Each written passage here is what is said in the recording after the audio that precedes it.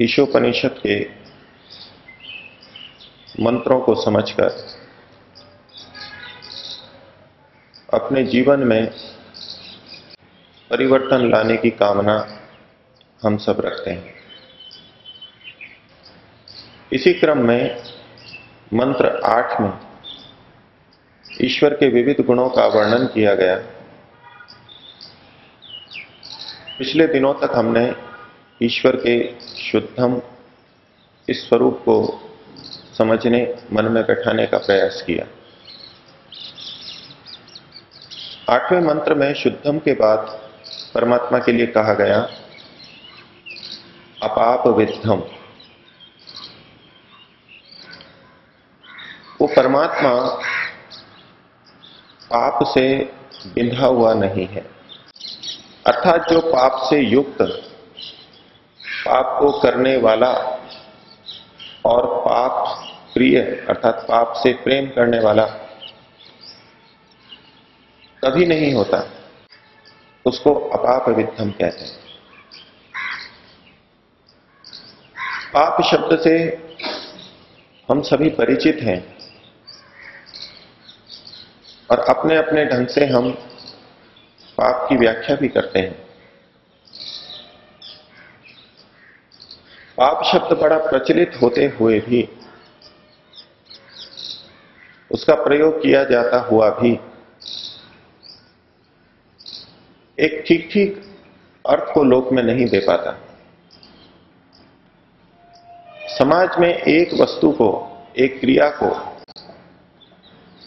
कोई पाप कहता है तो दूसरा उसको पाप नहीं मानता। क्या पाप है और क्या पुण्य है, इसकी व्याख्या भिन्न भिन्न संप्रदायों ने भिन्न भिन्न कर रखी है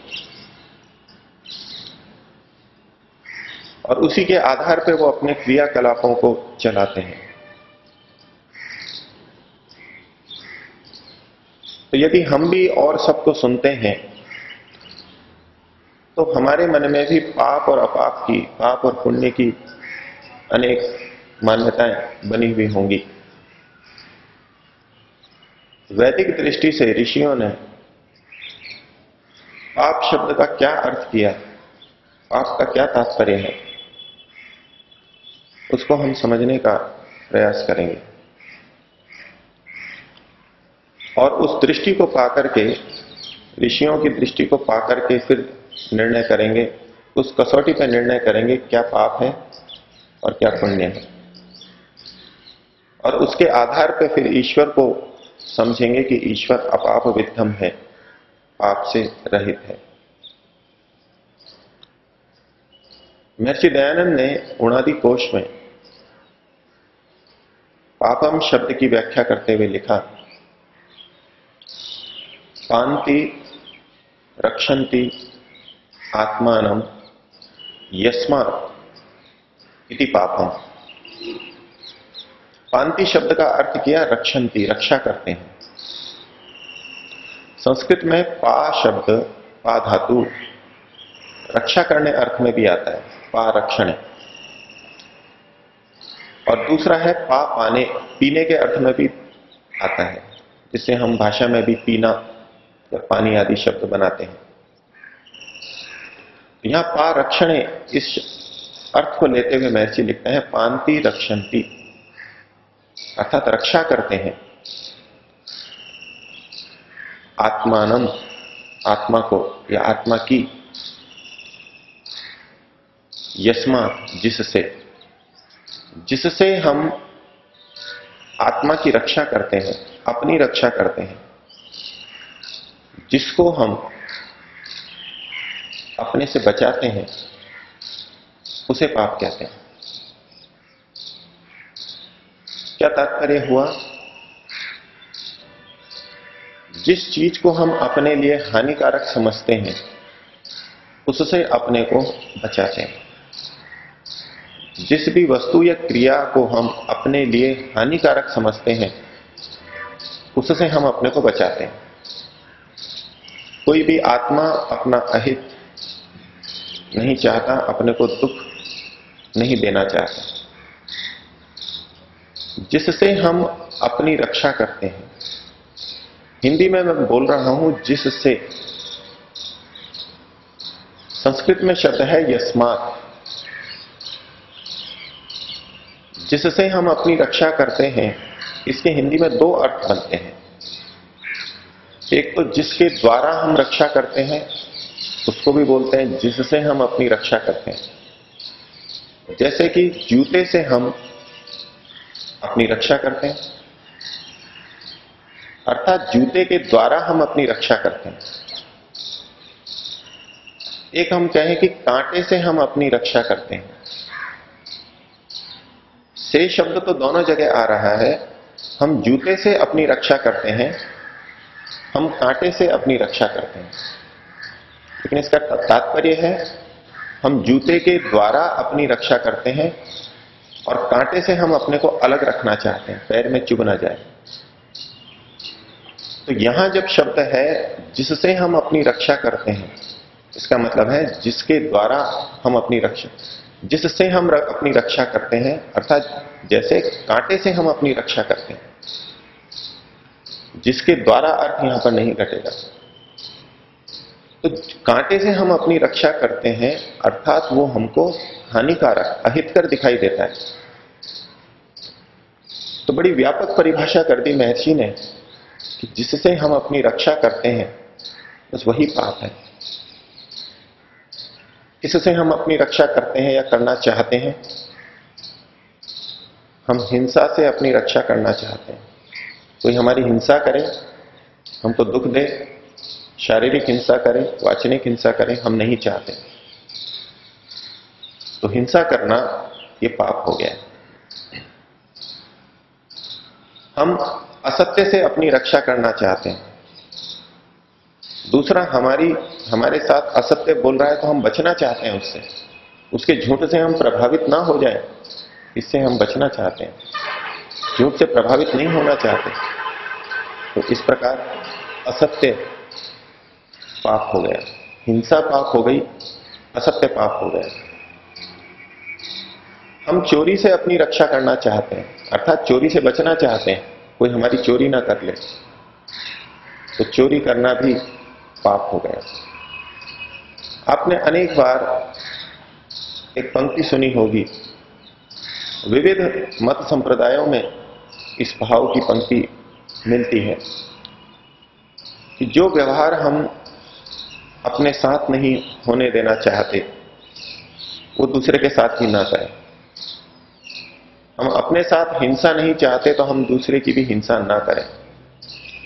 इसी प्रकार हर वस्तु के साथ हम हर क्रिया के साथ लगा सकते हैं। तो जिससे हम अपनी रक्षा करना चाहते हैं वो सब पाप है, वो सब छोड़ने योग्य है। अब यदि इसको विपरीत अर्थ में ले लें, गलत अर्थ में ले लें, तो संगति नहीं लगेगी। एक व्यक्ति चोरी करना चाहता है, चोरी करके वो अपना हित देख रहा है, वो अपने को चोरी करने से नहीं रोक रहा, तो चोरी से वो अपनी रक्षा नहीं कर रहा। ऐसा यदि सोचने लगे तब तो जितने भी गलत कार्य हैं वो कोई भी पाप नहीं रहेंगे। लेकिन इसको अपने पर घटा के देखना है कि हमारे साथ यदि कोई चोरी करता है, हमारे से अगर कोई रिश्वत लेता है, हमारे को यदि ठगता है, तो हमको अच्छा नहीं लगता, हम उससे सदा बचना चाहते हैं। तो हर दुख से, हर हानि से हम बचना चाहते हैं। तो जो जो क्रिया, जो जो वस्तु हमारे लिए अहितकर है, दुखकारी है, वो हमारे लिए पाप है। अब हितकर अहितकर का निर्णय भी बड़ा विचित्र है। एक व्यक्ति शराब पीने में, बीड़ी पीने में अपना हित देख रहा है, उसमें लाभ देख रहा है, सुख देख रहा है। चोरी करने में अपना हित देख रहा है, लाभ देख रहा है। तो इस हित और अहित का, लाभ और हानि का निर्णय बिना ठीक विवेक के, बिना विद्या के नहीं हो सकता। तो मंत्र में जहां ईश्वर के लिए पहले कहा गया था शुद्धम और फिर कहा अपाप विद्धम, शुद्धम का अर्थ करते हुए महर्षि ने कहा था कि जो अविद्यादि दोषों से रहित है, तो जो शुद्ध है वही पाप से रहित होगा। जब हम अविद्यादि दोषों से रहित होंगे तभी हम ठीक निर्णय कर सकेंगे कि क्या हितकर है और क्या अहितकर है, और तब जो हितकर है वही हमारे लिए पुण्य है और जो भी अहितकर है वो हमारे लिए पाप है। तो वेद में जिस चीज का निषेध किया गया वो पाप है और जिस चीज का विधान किया गया वही पुण्य है। जिसका निषेध किया गया वो आत्मा के लिए अहितकर है और जिसका विधान किया गया वो आत्मा के लिए हितकर है। इसलिए यदि हम अपने विवेक को हटा भी दें, अपनी ऊहा को हटा भी दें और बस वेद के अक्षरों के अनुसार जीने लगे तो हम भी पाप से रहित हो जाएंगे। तो पाप का मतलब ही यही हुआ जिससे हम अपनी रक्षा करते हैं, अर्थात जो हमारे लिए हानिकारक है, और इसका निर्णय वेद के अनुसार होगा। महर्षि यास्क ने पापी की व्याख्या की। पापी की व्याख्या से भी हम पाप को समझ सकते हैं।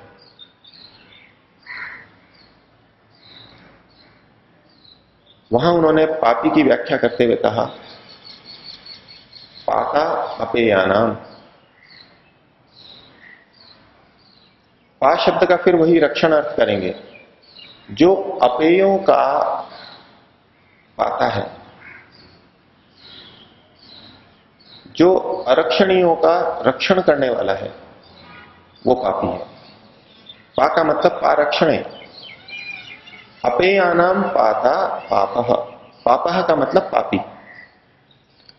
जो अरक्षणीयों की रक्षा करता है वो पापी है। तो इसके माध्यम से हम पाप की व्याख्या कर सकते हैं कि जो अरक्षणीयों का रक्षण करना है यही पाप है। और परमात्मा में घटा के देखें तो परमात्मा कभी अरक्षणीयों की रक्षा नहीं करता, इसलिए वो अपाप विद्धम है। परमात्मा का मुख्य निज नाम ओम है और ओम का अर्थ ही है कि जो रक्षा करता है। अब रक्षण धातु से ओम शब्द बना है, जो रक्षा करता है। परमात्मा का मुख्य निज नाम रक्षण अर्थ को द्योतित कर रहा है। तो परमात्मा अरक्षणीयों की रक्षा कभी नहीं करता, इसलिए वो अपाप विद्धम है। हम पापी व्यक्ति को देखें, हम अपने राग की रक्षा करते हैं, हम अपनी अविद्या की भी रक्षा करते हैं, हम अपनी विपरीत मान्यताओं की रक्षा करते हैं, उसको हटने नहीं देना चाहते। हम अपने असत्य की रक्षा करते हैं, हम अपने असत्य को हटने नहीं देना चाहते। जब हम हिंसा करते हैं तो हम हिंसा की रक्षा करते हैं। जब हम असत्य बोलते हैं तो हम असत्य की रक्षा कर रहे होते हैं।